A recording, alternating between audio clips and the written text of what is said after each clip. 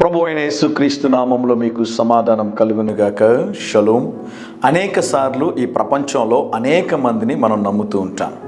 అయితే మనం నమ్మినటువంటి వారు, మనం ఎవరినైతే ఎక్కువగా ప్రేమిస్తామో, మనం ఎవరిని ఎక్కువగా నమ్ముతామో వారే మనల్ని మోసం చేస్తూ ఉంటారు. ఈ అనుభవం మీలో చాలామంది అనుభవించి ఉంటారు కదండి.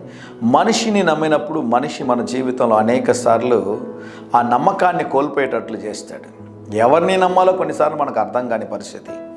అయితే వాక్యం అంటది ఉదయకాల సమయంలో 2వ తెస్సలోనికీయులకు రాసిన పత్రిక 3వ అధ్యాయము 3వ వచనంలో, అయితే ప్రభువు నమ్మదగిన వాడు, ఆయన మిమ్మును స్థిరపరచి దుష్టత్వము నుండి కాపాడును.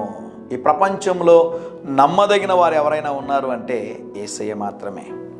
అయితే ప్రభు నమ్మదగిన వాడు కనుక ఏ దుష్టత్వము, ఏ కీడు మీకును మీ కుటుంబాలకి వాటిల్లకుండా ఉండునట్లుగా దేవుడు అగ్ని చేత కంచెను వేసి ఆయన దేవదూతలను కాపుదలగా ఉంచి ఆయన సన్నిధి మీ మధ్యలో ఉంచి మిమ్మల్ని కాపాడి నడిపించాలి అని దేవుని సేవకుడుగా కోరుతూ ఉన్నాను. మీ నమ్మకం ఎవరి మీద ఉంది? కొంతమంది ప్రభుత్వాల మీద ఉంటుంది, కొంతమంది వారికి ఉన్న ఉద్యోగాల మీద, వారు ఎక్కువగా ప్రేమిస్తున్న వారి మీద వారి నమ్మకాన్ని పెట్టుకుంటూ ఉంటారు.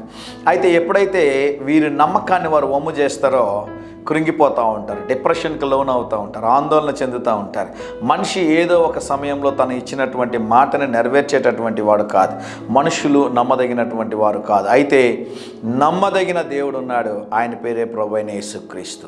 నిత్యము ఆయన పైన మీరు ఆధారపడాలి. ఆయన పైన మీరు నమ్మకాన్ని కలిగి ఉన్నప్పుడు ఆ దేవుడు మీ జీవితంలో ఘనమైన కార్యాలు జరిగిస్తాడు. ధైర్యంగా ఈ దినాన్ని ఎదుర్కోండి. దేవుని సన్నిధి మీకు తోడుగా వచ్చును గాక. ప్రభువు నమ్మండి, ఆయన మిమ్మల్ని విడిచిపెట్టడు.